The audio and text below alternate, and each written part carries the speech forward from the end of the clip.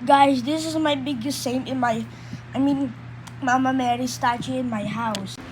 And I'm gonna put a rosary. And this is Our Lady of Candelaria.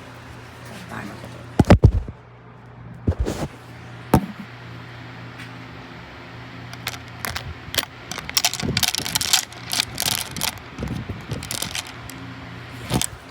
Ito siya guys. Nilili ko lang to sa Shopee, hindi lang sa Candelaria Church. Dun sa may Silang Cavite. Silang Cavite kasi yung punta namin nung dati pa kasi ginagustuhan ko yung Birhen kasi dahil lang sa kanyang kanta yung na na na na na na na. Pero ang ganda yan. Mas malaki pa siya kaysa sa aking kamay.